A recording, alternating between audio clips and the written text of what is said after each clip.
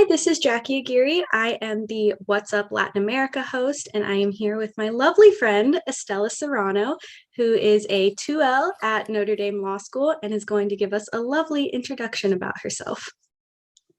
Yeah, so like Jackie said, I'm a 2L at Notre Dame. I spent my undergrad at UT Austin and I graduated in 2020. So I went straight through to Notre Dame Law School. From Texas, born and raised there. Going to Notre Dame Law School was my first time leaving the state. So there you go. And yeah. Awesome. Estella is also the Hispanic Law Student Association president this year, so it's been lovely to work with her. Um, so I guess starting broadly, Texas is a lot more diverse than Indiana. What are some differences you've noticed just generally between the two states? Yeah, I think it's interesting, but I think to compare it to my experience growing up. So when I was younger, I lived in a more diverse area of Texas where it was a big Latino community. But early on, like mid elementary school, I went to the most red county in the state. And so very much similar to Indiana in that way, in that, there was very few Hispanics in my community. And so it was similar in that way. But then I think I kind of always knew I was like, there's a large Latino community in Texas. And then when I went to UT Austin, I just saw how big of that community is. And so, though growing up personally, like through high school, my environment was very much like Indiana, where I was one of the few Latino individuals in my community. It never really like struck me in a way because I was always a person who knew that being like a member, like being a minority in a group, though it feels like kind of overwhelming at times, like you got to take the good with the bad and push through it. And everyone was nice. And I think because Texas is now becoming so diverse, it wasn't such a big deal growing up for me. Um, you mentioned that you went to undergrad in Austin. What, I guess so, Notre Dame is a pretty small school, even for the undergrads. UT Austin's larger. um, Yeah. and just by virtue of being larger, I assume has a little bit more diversity. It's a little bit like apples and oranges because undergrad is different than graduate school just generally. But what are some differences you've noticed in experience between undergrad in a bigger city like Austin and grad school in a smaller area like South Bend? Yeah. And I think that's one of the main reasons I went to Notre Dame because it was so different from my undergrad. You are really just a number there. You really have to strive to find yourself like a small knit community because I don't even know what the number is anymore. Like there's a well over, I think, I know this is probably way under, but it's way above 15,000 students. And you're just one person in this sea of people. And so you definitely had to like strive to find those communities that you could really, ground yourself in because it could be overwhelming. You're just one in thousands. So you just had to really look more for those opportunities and to find ways to connect with your professors and with individuals and mentors who could help you. Because as a first gen student and no one in my family went to law school, I had no idea what I was doing. And so I had to work that extra mile trying to find people who like knew about the LSAT, prepping for it, and law school admissions. And so I definitely felt like that was kind of a disadvantage of going to a big university. It was like you had to work an extra mile to make sure you had a good basis to be successful. And then at Notre Dame, it's kind of all there. We have the CDO, we have so many people like reaching out, being like, we can help you with this program or this. And like, all your professors, doors are wide open. They want to help you and get to know you. So it's complete like 360, my undergrad and law school. And that's one of the main reasons I went to Notre Dame was like, it's even smaller than my high school, our like 2L class. Like I had a graduating class of 600 plus in my high school. And so being in a school where my class size is like, I don't know what we are, like 120 something, like it feels Super like small. it's so crazy to me. And so when I tell people, I'm like, it's such a close knit community, I'm like, it actually is, because like I've never been in an organization so small. Like even my sorority was bigger than our law school class, so it's baffling to me. I bet.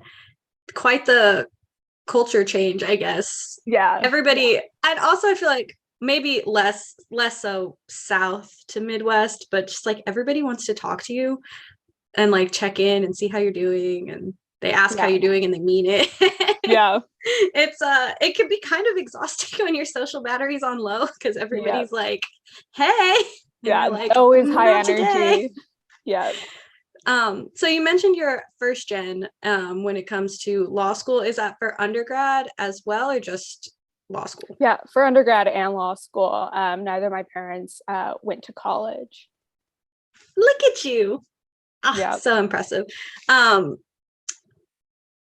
it's the legal field is sort of it's changing, which is great, but I think there's just general perception that coming into the legal field, like it's all about who you know. mm-hmm. And that's still kind of true. Networking is super important. But I think sometimes it's easy for people who grew up in like multi-generational legal families to forget how baffling and difficult it is to come into the legal profession as the first Yeah. without any like previous exposure to it. So what motivated you to want to go to law school? I think I always knew at a young age I wanted to go to law school. It was something my parents always said I would say as a kid, like, I'm gonna be a lawyer, and like didn't know what that meant, didn't know anything about it. But like it wasn't until like high school I was like, I really want to go to law school. And I think it was just like this mentality that I liked how the fields, like you have the power and responsibility of representing another individual, and you're able to like impact the lives of so many. Um, and that kind of hit me in high school. I was like, I want to go to law school, but like I never really told anyone that was my plan, because I was like, I don't want to speak it out into the universe and then it doesn't happen. And so it was something like I kept really close, but like all through undergrad, like I was working myself there. I worked at like 4 different law firms, and I did like the politics route because I didn't know like where I wanted to go, like what did I want to use my degree for. But no, like I knew I was going to go to law school from a very young age. And so it was hard being, like I said, first gen, didn't know anything about it, but I surrounded myself with people during undergrad who talked about like prepping for the LSAT, pointing me to different programs and like all about the admissions process. And so that was super helpful in getting me to where I am now. What I guess positions did you work in law firms prior to coming to law school?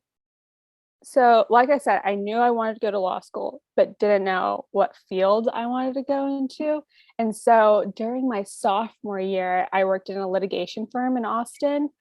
And then, let's see, I guess it'd be my junior year, I worked at a lobbying firm. So, I did a lot of government work, a lot of writing briefs, more litigation side of things. And then, my senior year, I worked at the Texas Democratic Party, where I did political, um, more side of things, more litigation like work. But I kind of realized I was like, I don't think I want to go into the litigation side of things. And which was super beneficial because like right when you go to law school, one out, everyone's like, so what do you want to do? And everyone's like, I don't know. But like it was really like helpful for me because I was like, I've only done litigation work and I don't want to do that. And so I was like, what's the other, avenue I can go to? And so that's where like kind of the business side of things kind of rose up for me. And my dad owns a business here in North Texas. And so I always got to see him working through that and how like law relates to businesses and the corporate side of things. And so I kind of knew I wanted to go to corporate and do more transactional work. And kind of that cemented myself in Velasco's contracts class in business associations. And then my past job, my 1L year, I did mergers and acquisitions work in Dallas. And so I kind of knew from then, I was like, okay, that's what I want to do. Not going to do litigation. But I think it's so much fun, litigation side of things, but you just need to know where your interests more align. Definitely. For the audience, the legal field is like really broadly split into like two categories, which is litigation and transactional. Transactional work is more litigation's like what you see on TV. It's like in the courtroom in front of a jury, talking between two parties, trying to reach a settlement. There's an issue that has to be dealt with when it comes to litigation, and transactional is a little bit more behind the scenes, a little bit more contractual, a little bit more trying to avoid the problem before it appears. So that's so cool that you kind of got some experience with litigation and had an idea when you came into law school, because like you said, you show up and everyone's immediately like, what are you going to do with the rest of your life? Yeah. You're like, hello, I don't know anything. Yeah. Especially if you are the first in your family to come to law school. I had no idea there was transactional law was a thing. So that's really awesome.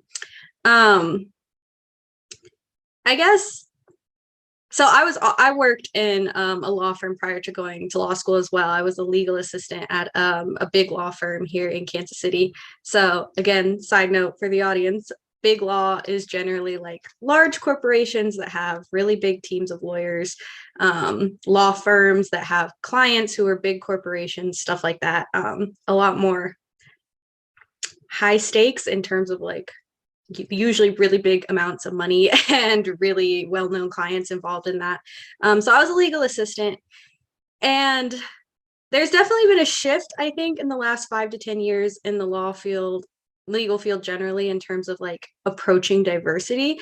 A really big push to kind of recruit and retain diverse talent on all levels.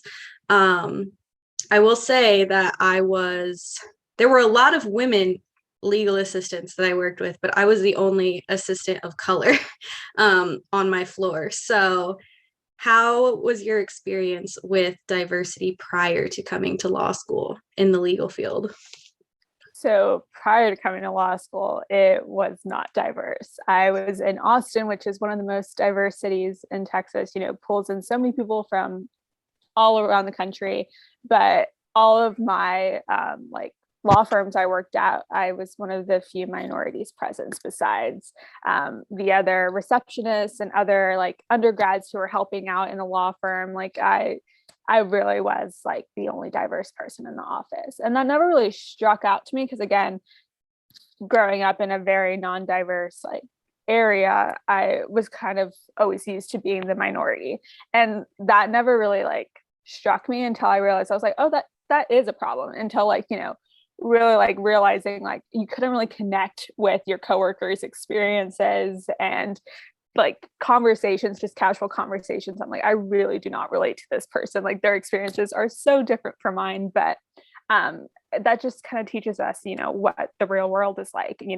We need to make sure we have more diverse people in the office and in the chair and in the boardroom and courtroom to make sure that the representation is truly a representation of what our country looks like today. And so, though it was kind of, baffling to me when I like going to law firms and working in undergrad and being the only minority there, I knew like it was going to change, and it has been changing. And I think especially now, like when I was interviewing for my law firm job, there was such more diversity than like I experienced during my undergrad. And I don't know if it's the difference between like a bigger law firm versus these mid-sized firms I worked at, but there was so much more diversity when I was interviewing. So that kind of made me feel a bit more comfortable going into the legal field. So Yes. And then we've talked about this a little bit, just between us and our various affinity groups at school.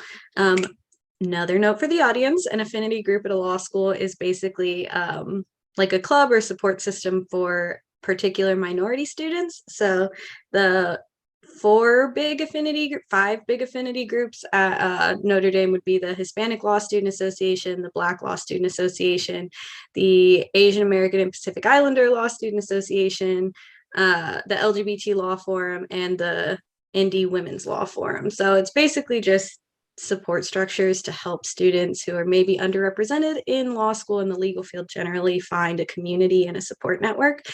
Estella and I are both in the Hispanic Law Student Association, which has been really great experience. But something that we've kind of talked about generally is that the jump in diverse students between even our class and the class below us is kind of astounding. There was a pretty small group of Hispanic law students that came in with our class, which is the class of 2023. And what was it, like 7 to 10? Yeah, it was 7. And it's the entirety of our executive board now. So not a big pool. Out of like 120 people in our class, there were 7 Hispanic students. So yeah, so really small. But now the 1Ls are about the same. The class of 2024 has about the same overall number, probably like 120 to 140-ish. Yeah. And like 20 Hispanic law students. So even just the 1 year, 7 to 20 has been really, really encouraging to see. What are some challenges that you've experienced as a Latina a minority student at in law school generally, or Notre Dame specifically? I'm trying to think in like law school, any experiences I've faced, but I think again, just the idea that we are a minority, especially in our class when there's 7 of us and there's 120 other individuals. And I think just across the board, just minorities in general, like same with the Black Law Student Association, they talked about their numbers, the Asian Pacific Law Student Associations, like Apulsa and Bolsa have both talked about how our class 2023, there was such a small number of minorities. And so just, I remember stepping in like first day of orientation and being like, ooh, like I don't see anyone who looks like me. It was just a sea of people. And I was like, okay, here we go. And then, but eventually we all kind of found each other. And so we all kind of like linked arms. We're like, okay, we see some people who look like us and probably have the same experiences as us. And so it's kind of just that you want that comfort of knowing there's probably other individuals in the room who have the same background as you, similar experiences, because it's kind of just overwhelming when you feel like no one in the room understands the pressure and just like the overwhelming sense that you may not belong in that room. That's something every law student feels like as a 1L or just in general as a law student, period, 2L, 3Ls combined.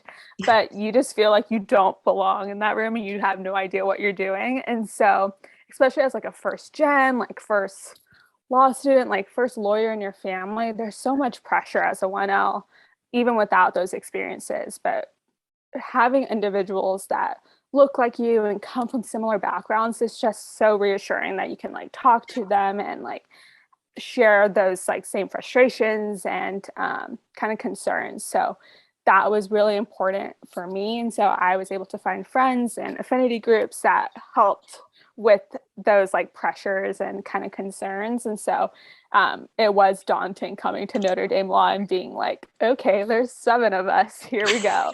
But it's gotten we so can much, do it. yeah, but it's so much better now. And I think it's so helpful seeing that there are like diverse faculty members as well, like our mentor, our Hispanic Law Student Association's like professor who oversees us and guides us, Professor Garule, has been so helpful and like he's so esteemed and so like, you know, accomplished. So it's been great having him in our court, just like, you know, pushing for us, and like all the professors, you know, want us to succeed. And so they're very open and sharing their experiences and sharing their struggles, because like the more you hear what your professors experience, it's like the same thing that you've experienced. Like, you know, they're like, I'm like Professor Monterosa, like him sharing his story with us and like him coming to Notre Dame Law and being one of the, I think he said he had 3 like Hispanic students in his class, and we had 7. So imagine that jump. Like it's not that big, but it's getting better. But just knowing that it's an experience shared by, you know, individuals who are practicing now and who want to help us.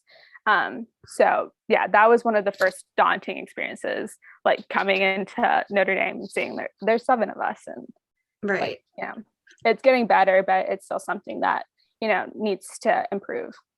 Exactly.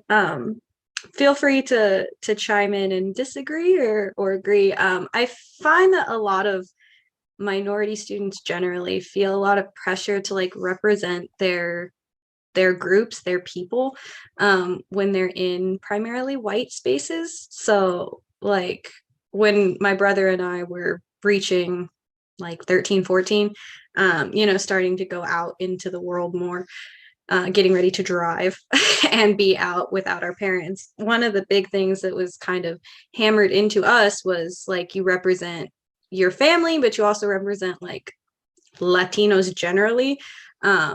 You might be the first brown person that a white person is meeting, and how you behave is going to kind of stick in their mind when they encounter Latinos from here on out. And that was particularly true for my brother and I in Missouri, which is like a firmly Midwestern state. We're from Kansas City, which is more diverse because it is a bigger city, but just generally speaking, Missouri doesn't have a ton of diversity going for it in between like Kansas City and St. Louis. I imagine it was a little bit different in Texas, but maybe not in the place where you were going to high school. I find that like a lot of minorities who are coming into fields where they're not well represented feel a pressure to perform well so that the institution and your professors and the field generally perceive your people well, and also to kind of open the door a little bit further for people who look like you, who are coming up behind you. Is that a feeling that you resonate with, or that you I guess see in other minorities who are in law school, for example? Yeah, I definitely see that. I remember my parents telling me growing up, like, you represent the family, but as well, you represent the community. And so, and I think that comes from, I don't want to speak for all minorities, but there's just a sense that, when something bad happens to one of us, there's like a box and it kind of loops in everyone. And, you don't want that on like yourself, but like it happens. Like you are boxed and you are labeled, and you know but one person's experience doesn't reflect everyone's experience, and so it's frustrating, and there is that pressure. Like what you do represents a whole body of individuals, and that's a lot of pressure, especially when that pressure doesn't exist for other people in our field. And so there is that pressure and kind of like a resonating feeling, like it's your responsibility to keep the door open and to help others. But when you have a sense that you don't know what you're doing and you may be unsure about what your own experiences are and like how you're going to be successful in the future, and then you have that added pressure, but hold the door open, help those behind you. It's like, but I don't even know if I'm doing something right. So it's kind of overwhelming, but it's just a sense that, we're in a position where we are now, in a privileged position. We're in law school, and not many people in our community can say the same. Like we are one of the lowest like numbers, percentages. I don't even remember the percentage number. 4% or something like 4% of Latinos are lawyers. Like that's insane. And so you feel that pressure, but you realize like how important it is to help those below us and coming forward. So that's why it's so important to help other law students and help prospective law students, because when I think about where I was 4 years ago, I would hope that another law student would want to talk to me about their experiences and how they got there, because I didn't have that. I didn't speak to another law student, but I would love to have like known what their experiences were. And so though it's very much overwhelming, there is a sense that it is kind of on us to help those coming forward because we didn't have that. And so it's so important to make sure we help those who are coming forward. And so it is overwhelming, but it's something we have to do. Right. And I think that sentiment is definitely shared by people who came before us, like Professor Monterosa and Professor Grule, who are always so willing to stick their neck out for us, to go to bat for us, to share their experiences with us, to connect us with people that they know. It's such an interesting feeling, I guess. The legal field is sort of like 20 to 40 years behind like mainstream current culture, just generally. It's, I feel like, probably one of the last things to kind of catch up to where things are. So it is enlightening encouraging to see it start to shift, to see there be more emphasis on providing resources for underrepresented students, to see firms of all sizes really emphasize diversity, their diversity recruitment efforts, their efforts to retain diverse talent, to promote diverse talent. Diversity is like multi-layered, it's not just getting in the door, it's staying in the room, it's seeing people who look like you in all levels, not just the assistants or the receptionists who meet you at the front door, who are like vitally important, but also seeing yourself as an associate, as a partner, as the president of your firm, like all kinds of seeing us at all different levels is super important. And we are in like a weird place where we're not the first by any means to come through the door, but we are still kind of one of the first. And it, like you said, it's kind of overwhelming, but it makes me feel like really happy and accomplished when I'm able to answer a question for a 1L Hispanic student or Latino student, or like offer them a connection or give them some advice that I wish someone had told me. So we're doing the work. We're getting there. Kind of pivoting, I guess, to more cultural questions. This is something I like to talk about with everybody who pops in. What is your understanding of like the Latina identity? So that's a really big question. I'll try and like explain a little bit the context.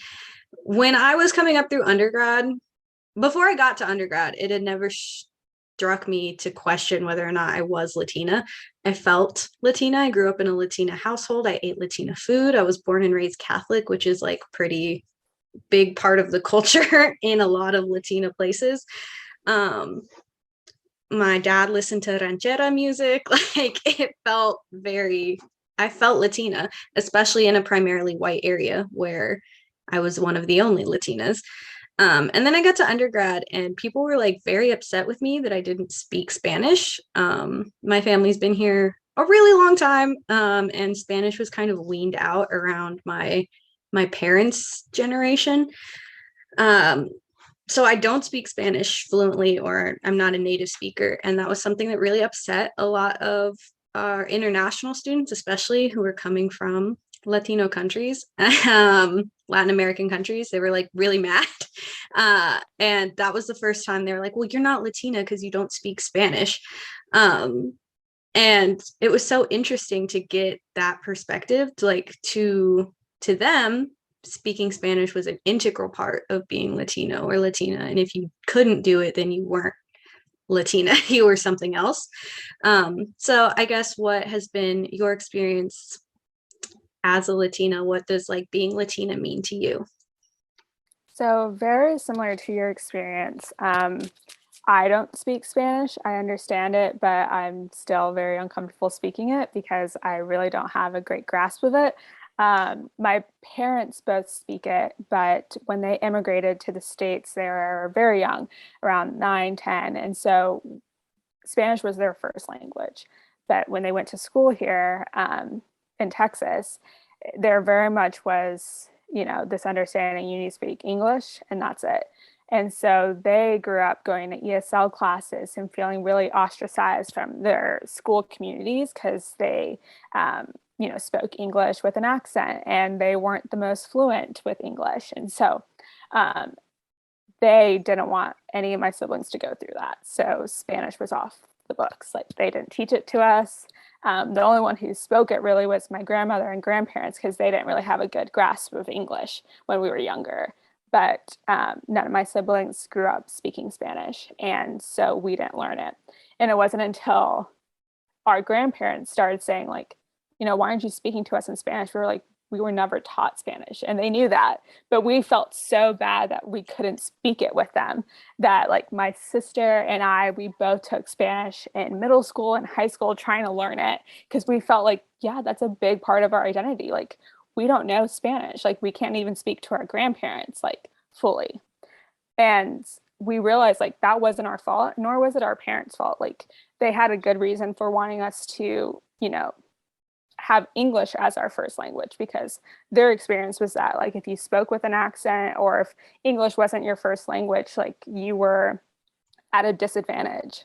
And so, we don't blame them, and like that's not their fault, and it's not our fault for not fully grasping, Spanish through like a high school level of like Spanish classes. Like, that is no one's fault. But you definitely felt like, am I really like a Latina? Like, am I really a representative of my community? Can I really say and like call myself that? Especially when you have friends who speak it fluently, and like they felt weird, because like a lot of times in class, like if there was another Latino or Latina in the class, they would start speaking in Spanish with you, and like even if I understood it, I couldn't really respond back in Spanish because I felt so uncomfortable, like, with my like high school level of Spanish. I was like, I cannot say this like correctly or fluently. And so it just always felt so uncomfortable. Like, you're a part of the community because you look a part of the community. So you're not entirely outside of that, but you don't speak the language. And so you very, very much felt disconnected and like in a weird spot. And so, I talked about this with one of my mentors this past summer in my law firm. And I was saying, I don't speak Spanish fluently, and I'm always in this weird spot of like where I feel like I'm kind of not in any of the groups. Like, you can check a box, you're Latina because, that's what's in your blood and that's where your parents are from, but you don't speak the language, a big part of, the community. And they're like, that doesn't define who you are. A language doesn't define your background. It doesn't define, your ethnicity, your anything. And they're like, your experience is valid. Your experience is a representation of the community, because so many Latinas and Latinos don't speak the language. And why is that? Because their parents immigrated to the States, or their parents didn't immigrate to the States, but they sent their kids across the border to have a better life. And so many, families from like Latino communities and countries are disconnected by language. And that's such, a realistic and kind of devastating part of our community. It's like, we have so many language barriers now because families are separated, and that's just kind of a harsh aspect of our reality. And so it shouldn't be like an experience that is like diminished or really defines whether or not you're part of the community, because it's true that that's a large aspect of what many Latinas and Latinos face in our community. A lot of us don't speak Spanish, and that is okay. That is who we are, and that's totally fine. And so I realized like that doesn't define me anymore. And so, you can call yourself Latina and Latinos without even having to speak Spanish. And so it was hard for me to face, and it's still something I struggle with. I definitely feel bad when I can't speak fluent Spanish back with someone, but I'm like, I understand you, but Right. yeah. Yeah. So We are on the same wavelength there. yeah. It's so weird, like feeling a need to apologize for something that was done to your family. Mm-hmm. Like, we had a similar experience. My family came in like the 19 teens, fleeing the Mexican Revolution. And my great grandparents only spoke Spanish. And so that's what my grandparents spoke. And then they started going to school, and they were going to school in 1950s Missouri, and speaking Spanish was dangerous for them. Like, they got hit with rulers from their teachers and beat up by other kids, and that's not something that they wanted to pass on to their children. So my parents' only experience with Spanish comes from hearing their grandparents speak it to them. And then you get to me and my brother, and we don't have anybody to talk to in Spanish. So we don't know it. And we get into a world that now values being able to speak more than one language and is like a little bit put out with you that you can't. They're like, oh, Yeah. but you're brown. Like, why Yeah. don't why don't you speak Spanish? It's like we're in a no-win situation here. Yeah. And you still feel the need to apologize. But it's like it's kind of like an unspoken secret, I guess, or a well-known secret among the Latino community is that we know that a lot of us have this similar experience and we still feel the need to feel bad about it. But even high profile Latinos like Joaquin Castro from the great state of Texas published a piece a couple years ago saying, talking about how him and his brother don't speak Spanish fluently and explaining why that is such an integral part of the United States Latino experience. So it's always nice to, I guess, to hear from somebody who's got a similar life experience when it comes to Spanish. It always makes me feel a little bit less bad, even though intellectually I know I shouldn't feel bad. Yeah, Makes me it's feel a something. little less bad. Yeah, and it's something I think I'll have to deal with like my whole life. It's something that we're gonna face like even in the career fields. Like I experienced this in undergrad where they're like, "Can you translate this for me?" And I'm like, "I can try," but it's like they're like, "You look like you should speak Spanish." I'm like, "Well, I don't," and so there you go. Sorry, whose fault Yeah, is it that I don't? Not yeah. mine. Yeah, it's have you seen the movie Selena with Jennifer Lopez? Hmm. That scene where she's in the car talking about wanting to go do a concert in Mexico and her dad is talking about like you're not Mexican enough for the Mexicans and you're not American enough for the Americans and you're trying to be two people at once. I feel like is a very common experience among Latinos generally, not just like Chicanos or Mexican Americans, but all Spanish speaking Latinos or even Portuguese speaking. I imagine most Yeah, Brazilians get here and people think that they're Mexican because yeah. everybody brown is Mexican.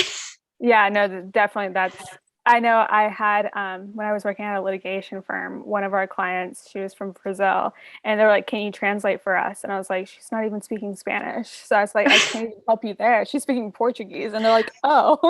I was like, "Yeah, we don't speak all the same language." Like, yeah, I think a lot of people there's just so many misconceptions, but hopefully it gets better.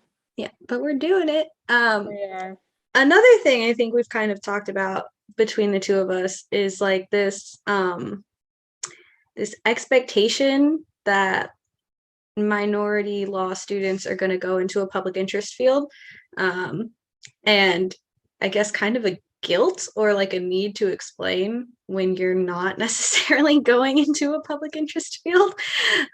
So, public interest law is law that focuses on typically lower income segments of the population. Not always, but generally law for people who can't really afford law. So this can be immigration law, civil rights law, housing law, all kinds of stuff like that falls under public interest law. And, you kind of, people ask you, so what are you doing this summer? And you're like, oh, I'm working in a big law firm. And they're like, not what I expected. um, Yeah. so I guess what's your take on I guess not going into public interest and feeling like you kind of have to apologize for that? Yeah. And that's something I was kind of struggling with because, like, all during undergrad, I did litigation stuff. And I also volunteered at like a civil rights and immigration law nonprofit. And that work there was just so rewarding, but also like so emotionally draining, especially when it's an experience so close to you, when you have families being separated and deported, and you can put yourself in their shoes. And it's so gut wrenching when you're like, this could be my family. Like, this could have been my family like 20 years ago. And so it's really hard work when you're like so connected to their experiences. And so I applaud all the law students and lawyers who are working in those fields, because it is hard work and it's such rewarding work. But when I realized I didn't want to go into litigation, when it was something that, like, you know, it didn't really, being in a courtroom brought me so much adrenaline, but also so much anxiety, because I think the idea of having another individual's lives on my hands was, I just realized I was like, I didn't like that aspect of such high stakes, but also not that transactional law doesn't have high stakes, but I think the idea of like, there's another side, you're competing against the other side, and there's a winner and a loser at the end of the day. I liked how transactional law, like, you're working as a team. There really is no, like, opposing side. You're not really trying to beat the other side. You're working towards an end goal. And so that's something that really led me there, because I was like, long term, I don't think I can deal with the anxiety of litigation work and just the high stakes of, like, you know, this determines someone's life. And so that's kind of why I went towards transactional.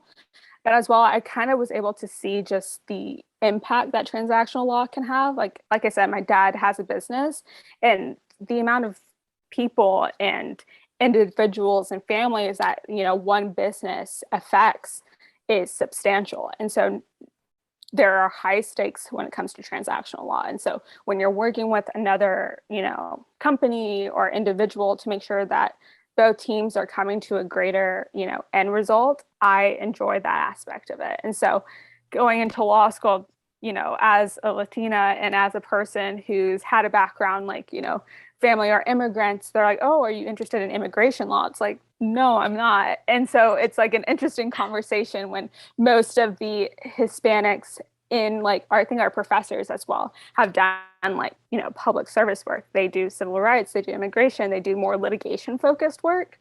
And I didn't want to do that. And so it was kind of weird, you know, being kind of the outsider, like, in that sense. But then I think over the summer, one of my mentors really helped me with this. I told her, I was like, it feels so weird when you have your other classmates are doing, work to really, it feels like, doing immigration law, like, they're really wearing their heart on the sleeve and doing, like, great, outstanding, saving the world work. And you're like, should I feel bad that I'm doing Right. transactional work? Like, should I feel like a terrible person? And they're like, no. They're like, you are doing so much being in this room, because guess what? Where the big decisions are made are in a boardroom, are in these conferences, are in, you know, and when you look around a boardroom, there aren't many people who look like us there. And so you're in the transactional law world, and though you're not doing immigration work or anything like that, you are doing substantially a lot for your community and for those coming through the door behind you, because there were not a lot of individuals, like, in these big law firms that looked like me. And I thought it was so important to be a voice in that room that can bring a different perspective and, can really change that aspect. And so I think it's important to make sure, like, no matter where you are representative, again, like we were talking about, of your community. And so no matter where you are, what field of law or work you want to do, like, you are helping in diversifying that space and bringing a perspective there. And so I don't think anyone should feel bad choosing what field of law that they want to do if it's not what people, would assume you would go into. And so I think that's another kind of stereotype. Like, if you're a Latina or a Latino, like, shouldn't you want to do immigration law? Shouldn't you want to do civil rights work? It's like, no, I have an interest somewhere else, and that shouldn't be a bad thing. That you shouldn't try to group me into like a field of law that I'm not interested in. And so I think that's something that's also very important. It's that, like, no matter what you look like or where you're from, you should do any type of law you want to do, and don't feel the pressure to really go to a particular area that people assume you should go into just because of the way you look like. So Definitely. And, going off what your mentor said, like, diversity is diversifying all areas of a particular thing. So, it's great to have the number of lawyers of color increasing, but if they're all concentrated in the public interest sphere, while that's super important work and what they're doing is so meaningful to society. It's like you also need lawyers of color in big law firms, in government work, doing, international work, being in those bigger rooms that it's traditionally been harder for us to get into.